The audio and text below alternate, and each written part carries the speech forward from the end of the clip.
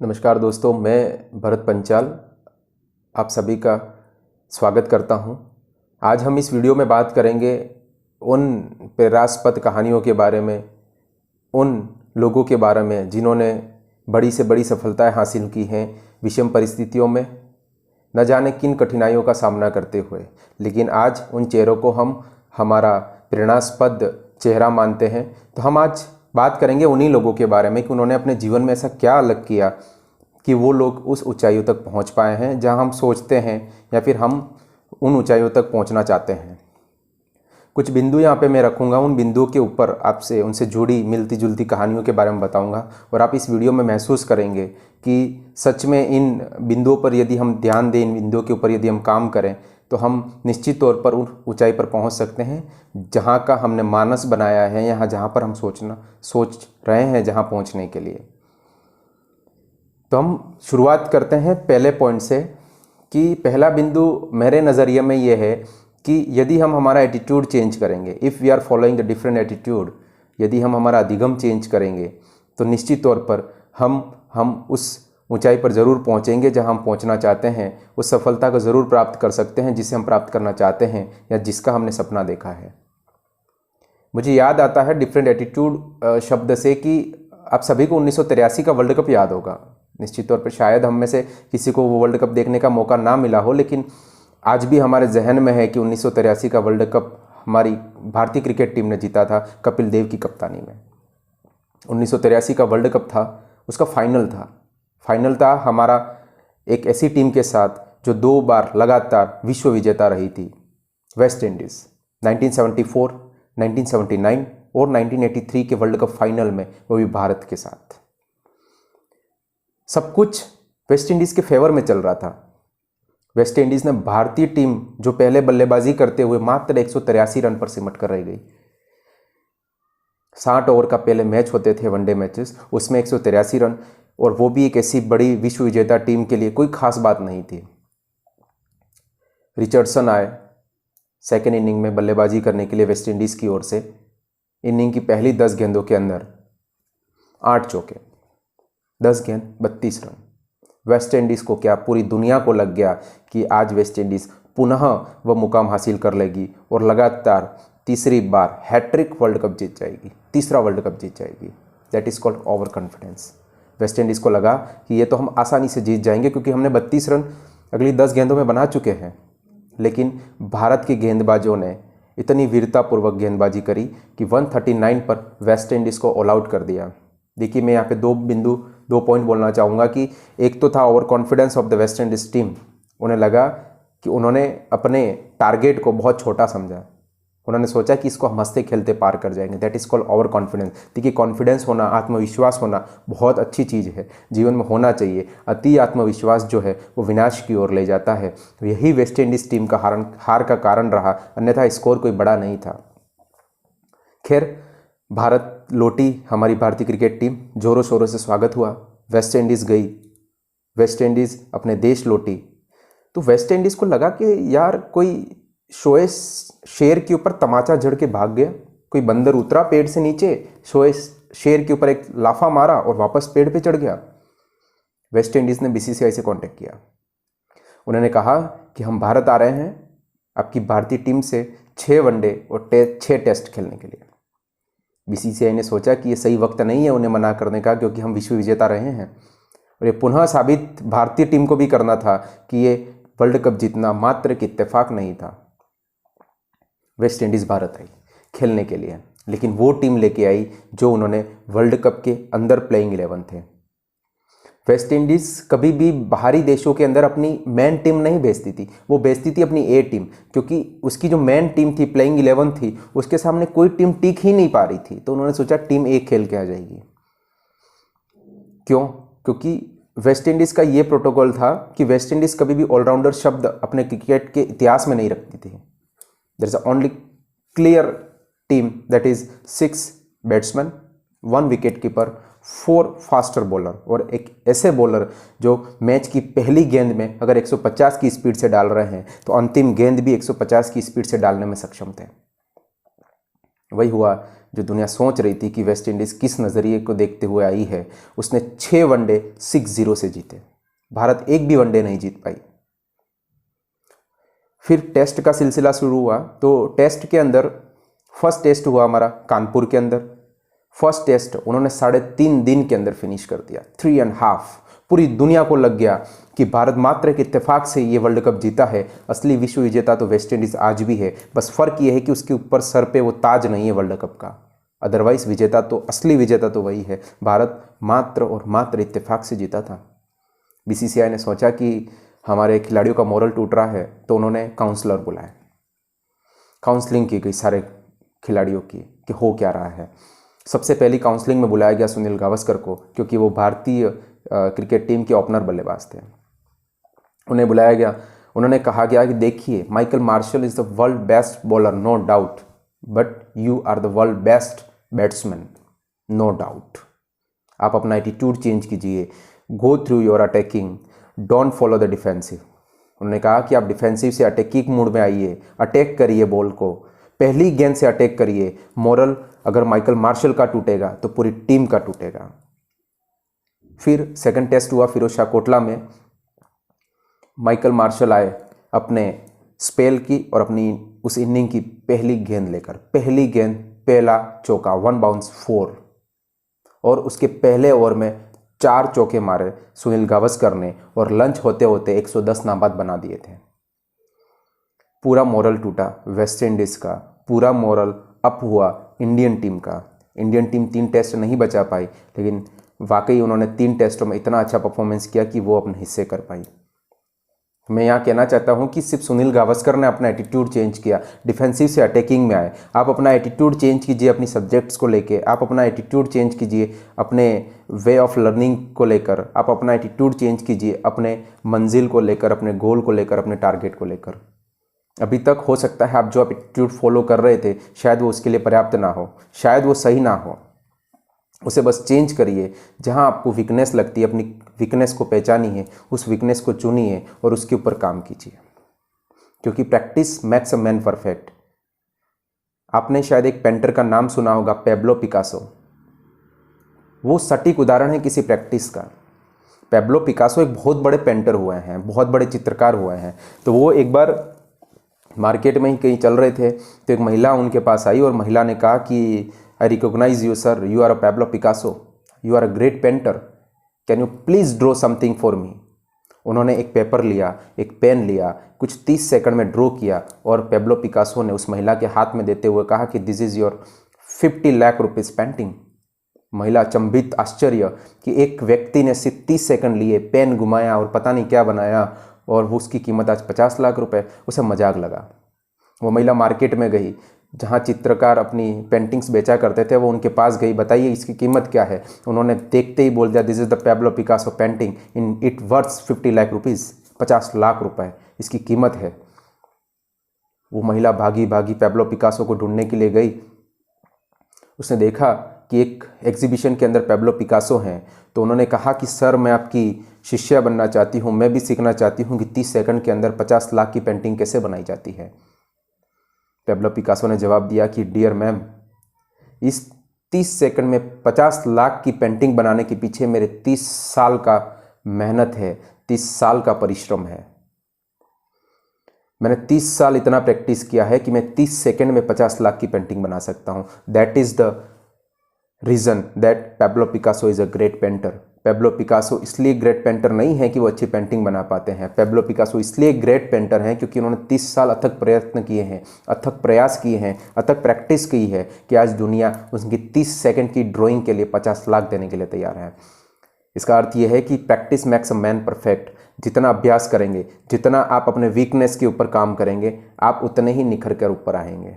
हीरा जितना घिसा जाता है उतना चमकदार बनता है और उतना मूल्यवान बनता है। ये होता है practice makes a man perfect. एक और एग्जांपल बताता हूँ आपको मिलता जुलता। शायद आप पेब्लो पिकासो को नहीं जानते होंगे, लेकिन सचिन तेंदुलकर को जानते होंगे। The great Sachin Tendulkar, the great Sachin Ramesh Tendulkar, master blaster. जब उन्होंने अपने 20 वर्ष पूरे किए और 4 वर्ष डोमेस्टिक क्रिकेट के पूरे किए, तो उस टाइम पे टाइम्स ऑफ इंडिया ने उनके लिए एक इंटरव्यू रखा। इंटरव्यूअर ने पूछा कि sir, what is the reason behind your greatness. आपकी इतनी अच्छी क्रिकेट के लिए क्या रीज़न है? उन्होंने कहा प्रैक्टिस। उन्होंने कहा कि मैं नेट प्रैक्टिस में सुबह 6 बजे पहुंच जाता हूं। इंटरव्यूअर ने चुटकी लेते हुए पूछा कि सर मान लीजिए कि आपने कल दोहरा शतक लगाया है तो अगली सुबह आप क्या करेंगे? उन्होंने कहा डजंट मैटर, मैं अगली सुबह फिर 6 बजे नेट प्रैक्टिस के लिए पहुंच जाऊंगा। ऑस्ट्रेलिया इंडिया का मैच हो रहा था एक। ब्रैड हॉग उनके नए गेंदबाज थे, नए नए इंटरनेशनल क्रिकेट में अपना करियर शुरू कर रहे थे और उन्होंने सचिन तेंदुलकर को बोल्ड मार दिया। सचिन तेंदुलकर निराश नहीं हुए, वो पवेलियन लौट गए, जैसा उनका नेचर है हम जानते हैं। जैसे मैच खत्म हुआ तो ब्रैड हॉग बहुत गौरवान्वित महसूस कर रहे थे कि सचिन तेंदुलकर का विकेट लिया। सच में गौरव की बात है कि किसी ने सचिन को बोल्ड मारा हो, क्योंकि उनका स्ट्रेट ड्राइव इतना स्ट्रेट कि तीर शर्मा जाता था। सचिन तेंदुलकर के पास गए ब्रैड हॉग और उन्होंने कहा कि sir I want your autograph, मैंने आज आपका बोल्ड मारा है, ये मेरे लिए बहुत बड़ा दिन है। सचिन तेंदुलकर ने उसके ऊपर साइन किए और एक लाइन लिखी उस बॉल के ऊपर कि ये पल, ये दिन तेरी ज़िंदगी में कभी नहीं आएगा, फिर कभी नहीं आएगा। यकीन मानिए इंडिया और ऑस्ट्रेलिया में जब भी मैच हुए और ब्रैड हॉग और सचिन तेंदुलकर 30 बार आमना सामना किया, लेकिन ब्रैड हॉग उनको बोल्ड मारना छोड़ो 30 मैचों में कभी आउट नहीं कर पाए जब भी उनका आमना सामना हुआ। ये कैसे हुआ? सोच के देखिए, क्यों हुआ? क्या ये लिखने के बाद सचिन घर जाके रेस्ट किए होंगे? क्या तेंदुलकर ने घर जाके बियर पी होगी? क्या चाय पी होगी? क्या घूमने गए होंगे? नहीं, उन्हें वो जहन में था कि मैं एक बॉल पे तो लीक आया हूं, लेकिन मुझे वो साबित करना है। उस चीज को साबित करने के लिए उन्होंने प्रैक्टिस करी होगी कि मैं किस गेंद पर आउट हुआ हूं। उस गेंद को इतना प्रैक्टिस किया कि ब्रैड हॉग क्या दुनिया का कोई भी तेज गेंदबाज अगर सैम पैटर्न की गेंद डालेगा वो कभी बोल्ड नहीं होगा। तभी वो अपने आप को प्रूफ कर पाए। That's why he is the Bharat Ratna. वो हमारे भारत के रत्न हैं, भारत रत्न से उन्हें सम्मानित किया जा चुका है। ये तो था प्रैक्टिस की बात कि प्रैक्टिस करने से ये सारी चीज़ें होती हैं। नेक्स्ट है हार्ड वर्क। हम सब जानते हैं कि ये बताने की बातें नहीं होती हैं, हर कोई किसी को पता है कि कड़ी मेहनत ही सफलता की कुंजी है। There is a no shortcut for the permanent success. Temporary success के बहुत सारे रास्ते हैं। कोई आप एग्जाम्स लिख रहे हैं तो लोग आपको कहेंगे कि ये गाइड बुक पढ़ लो, इसमें से क्वेश्चंस पढ़ लो, इसमें से आंसर्स पढ़ लो, इसमें से रेफरेंस पढ़ लो, आपका हो जाएगा। मैं कहूँगा this all things are the temporary. अगर आपको परमानेंट सक्सेस चाहिए तो आपको क्या करना होगा? आपको हार्डवर्क करना होगा। हार्डवर्क का उदाहरण देता हूँ आपको। हार्डवर्क करने के लिए, जैसे कि आपने ईगल का नाम सुना होगा, पक्षीराज, बाजू, पक्षियों का राजा। ईगल की पकड़ इतनी मजबूत होती है कि हाथी जितने वजनी शिकार को भी उड़ के बादलों से ऊपर उड़ान भर सकता है। और आपको पता होगा कि शायद ईगल ही एक ऐसा पक्षी जो बादलों से ऊपर उड़ान भर सकता है, क्योंकि उसके इतने पंख मजबूत होते हैं, उसकी चोंच इतनी मजबूत होती है, उसके पंजों में जकड़न इतनी मजबूत होती है। लेकिन एक उम्र के बाद वो सारे शिथिल अवस्था में आ जाते हैं, उसके पंख भारी हो जाते हैं उम्र के हिसाब से, उसकी पकड़ खत्म हो जाती है, उसकी चोंच में वो धार खत्म हो जाती है, वो बिना धार का हथियार बन के रह जाता है। अब उस ईगल के सामने दो रास्ते हैं। या तो जो आज तक लोगों का शिकार, आज तक जानवरों का शिकार करता आया हुआ है, वो खुद आज शिकार हो जाए, या फिर अपनी वीकनेस के ऊपर काम करे, अपनी कमजोरियों के ऊपर काम करे। क्या करता है ईगल? ईगल चुनता है अपनी कमजोरियों पे काम करना। उसकी कमजोरियां क्या हैं? वो बूढ़े पंख, वो शिथिल अवस्था के उसके पंजे, वो बिना धार के चोंच। वो क्या करता है कि ऐसी पहाड़ की चोटी पे जाता है जहां उसे कोई देख ना सके, जहां उसकी चीखें कोई ना सुन सके, जहां उसकी मेहनत कोई ना देख सके। जब पंख जो होते हैं वो क्या करता है? अपने चट्टानों पर मारकर, पेड़ों से टकरा टकरा कर अपने पंखों को तोड़ देता है ताकि नए पंख उग कर आए। वो अपनी चोंच को चोट पर, चट्टान पर मार मार कर उसको नुकीली बनाता है, तीखी बनाता है। उसके पंजों को वो जमीन पर रगड़कर, पानी में बहाकर अपने उन नाखूनों को तोड़ देता है जो नष्ट हो चुके हैं, जो खराब हो चुके हैं, जो बेकार हो चुके हैं, ताकि नए नाखून आएंगे, उनमें पकड़ और मजबूत मिलेगी। जब वो पुनः नया बाज बनकर तैयार होता है तब वो वापस उसी जंगल में जाता है, वापस उसी तालाब के किनारे जाता है जहाँ पर उसे शिकार करना है, और उसी अवस्था में वो शिकार कर पाता है बिना शिकार हुए। This is called hard work. उस बाज ने अपने पंख तोड़ने के लिए कितनी पीड़ा सही होगी, उसने अपने नाखून तोड़ने के लिए कितनी पीड़ा सही होगी, उसने अपनी चोंच को तीखा करने के लिए कितना दर्द सहा होगा। लेकिन एक नया बाज बनकर जब वो वापस आता है तो वही उसी फौलादी तौर पर शिकार कर पाता है। आज हम लोग कहते हैं कि हमें ईश्वर इतनी कठिनाइयाँ क्यों दे रहा है, आज ईश्वर हमसे इतनी बड़ी बड़ी परीक्षाएं क्यों ले रहा है, हम हमारे जीवन में कुछ कर नहीं पा रहे हैं, हमारी ये परेशानी है, हमारी ये परेशानी है, किसी को घर से पैसा नहीं मिल रहा है पढ़ने के लिए, किसी के घर में वाकई स्थिति खराब है, या फिर कोई ऐसे क्षेत्र से है जहाँ पर उनके पास ऐसी कोई संस्था नहीं है जहाँ पे वो पढ़ पाएँ, या फिर कोई बिज़नेस करना चाहता है, स्टार्टअप नहीं मिल रहा है, उन्हें स्पॉन्सर नहीं मिल रहा है, फाइनेंशियल सपोर्ट नहीं मिल रहा है। देखिए कठिनाइयाँ क्यों आती हैं। चाय का कप जानते हैं, सब जानते होंगे, हम चाय पीते हैं, कॉफ़ी पीते हैं। उस चाय के कप के अंदर 40 डिग्री 50 डिग्री की चाय डालने पर उसको कुछ ना हो, उसके लिए उसे सबसे पहले 100 डिग्री सेल्सियस के ऊपर तपाया जाता है, तब जाके एक चाय का कप रेडी होता है, तैयार होता है। उसे 100 डिग्री सेल्सियस पे इसलिए तपाया जाता है ताकि 40 डिग्री 50 डिग्री 60 डिग्री की चाय या कॉफ़ी, गर्म चाय उस चाय के प्याले के अंदर जाएगी तो उस प्याले का कुछ ना बिगाड़ पाए। यकीन मानिए, आपके जीवन में जितनी भी कठिनाइयाँ आ रही हैं, कुछ ना कुछ परेशानियाँ आ रही हैं, प्रॉब्लम्स आ रही हैं, तो उसका सीधा सा एक ही मतलब है कि ये छोटी परेशानियाँ आपकी जीवन में आने वाली बड़ी परेशानियों को झेल सकें, अब उसको ओवरकम कर सकें। देखिए, अब मैं आपको सीधा सा एग्जांपल बताता हूँ। अगर हमें जो चाहिए वो मिल जाता, हमें जैसा वातावरण चाहिए वो मिल जाता, जैसी परिस्थितियाँ चाहिए वो मिल जाती, तो क्या हाशिए होता है। देखिए, सर्कस का शेर जानते हैं आप? एक सर्कस का शेर, जो सर्कस चलाता थी एक कंपनी, तो वो क्या करते हैं, उनको रेडीमेड वो देते हैं, मांस के टुकड़े देते हैं, जो भोजन चाहिए उनको वैसी अनुकूल परिस्थितियां मिलती हैं जैसी चाहिए उनको, पानी चाहिए तुरंत पानी, मांस चाहिए मांस। सर्कस का शेर। सरकार ने ऐलान किया कि सर्कस में शेरों को आप नचा नहीं सकते, तो सर्कस कंपनी ने क्या किया, उनको ले जाके जंगल में छोड़ दिया। चौथे दिन अखबार में खबर आ गई कि 5 जंगली कुत्तों ने मिलकर उस शेर का शिकार कर दिया। शेर का शिकार 5 जंगली कुत्तों ने मिलकर कर दिया। उसका कारण यह था कि उसको उतनी अनुकूल परिस्थितियां मिल गई कि वो अपने आप की एग्जिस्टेंस को भूल गया, अपने महत्व को भूल गया, अपनी कैपेसिटीज को भूल गया, अपनी काबिलियतों को भूल गया कि वो शिकार भी कर सकता है। इसीलिए अनुकूल परिस्थितियां नहीं होंगी, कंफर्ट जोन्स नहीं होंगे, तो आप अपने जीवन में बहुत बड़ी ऊंचाइयों तक पहुंच पाएंगे। अनुकूल परिस्थितियों में वाकई आप पहुंच पाएंगे, लेकिन उस मुकाम पे नहीं। अनुकूल परिस्थितियों से आप वहीं पहुंच पाएंगे जहां हजारों लोग पहुंचते हैं, लेकिन वहां नहीं जहां इक्का दुक्का लोग पहुंचते हैं। उसके लिए आपको आपके कंफर्ट जोन से बाहर आना पड़ेगा। You should have to overcome your obstacles, you should have to face the problems, you should have to follow the your mindset. अब क्या करना चाहते हैं? यकीन मानिए कि मैं हूं या फिर मेरे जैसे कितने लोग हैं, ऐसे कोई नहीं है कि जो सोने की चम्मच से आए हैं, सोने की चम्मच लेकर पैदा हुए हैं। सब ने ऑब्स्टेकल्स देखे हैं। सचिन रमेश तेंदुलकर ने भी देखे हैं। आज अभी मोहम्मद सिराज अच्छी गेंदबाजी करके आए हैं, उन्होंने भी ऑब्स्टेकल्स देखे हैं। ऐसे हजारों नाम हैं जिन्होंने अपने जीवन में ऐसी ऊंचाइयों को छुआ है, लेकिन उनके जीवन में बहुत ऑब्स्टेकल्स आए। अमिताभ बच्चन को जानते होंगे, रेडियो मिर्ची भारत की जो हमारा रेडियो स्टेशन है, उन्होंने उनको रिजेक्ट कर दिया कि आपकी आवाज़ भारी है। आज अमिताभ बच्चन की 10 सेकंड की आवाज़ के लिए लोग 10 करोड़ देने के लिए तैयार हैं।